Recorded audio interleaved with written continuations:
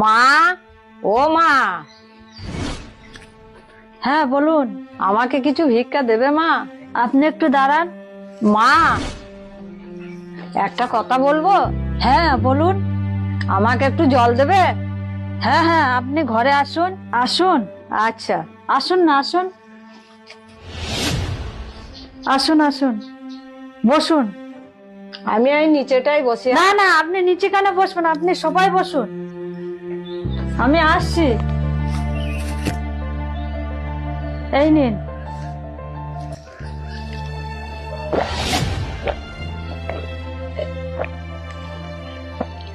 আপনি কোথায় থাকেন? আমি অনেক দূরে থাকি মা, নবদ্বীপে। নবদ্বীপে? সে তো অনেক দূর।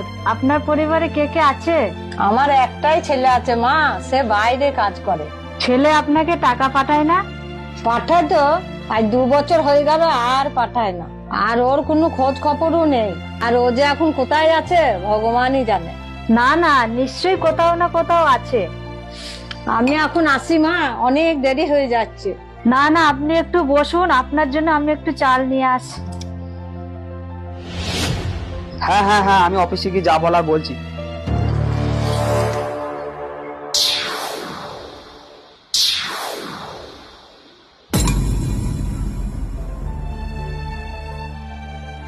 ইনি আমার স্বামী।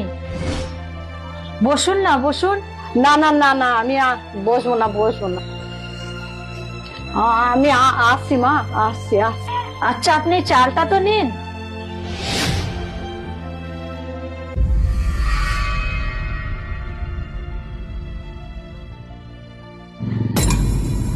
তুমি আমাকে ক্ষমা করে দাও মা। কে মা? আমার একটা ছেলে ছিল, 2 বছর আগেই নিখোঁজ হয়ে গেছে। অমন কথা বলো না মা আমাকে। বাহ, মা একটা ভিখারি আর ছেলে একটা বড় কোম্পানির ম্যানেজার। মাকে ঘরে দেখার পর তোমার মুখের ভাব দেখে আমি ঠিক বুঝতে পেরেছি। তুমি তো বলেছিলে এই পৃথিবীতে তোমার আপন বলে আর কেউ নেই। এই কথাগুলো বলতে তোমার একটু বিবেকে বাঁধলো না? আরে, মায়ের থেকে আপন এই পৃথিবীতে আর কেউ হতে পারে? আমি আসছি মা। না মা, আপনি কোথাও যাবেন না, আপনি আমার সাথে যাবেন। আরে মা, তুমি ভুল করছো। আমি ঠিক করছি মা। আপনি যদি আমার সাথে না যান, তাহলে আমি আপনার ছেলের জীবন থেকে সারা জীবনের মতন আমি চলে যাব। না মা, এরকম কথা বলো না মা। মা, আপনি আমার বাড়িতে শুধুমাত্র আমার মা হয়ে থাকবেন। প্লিজ মা, চলুন চলুন চলুন মা।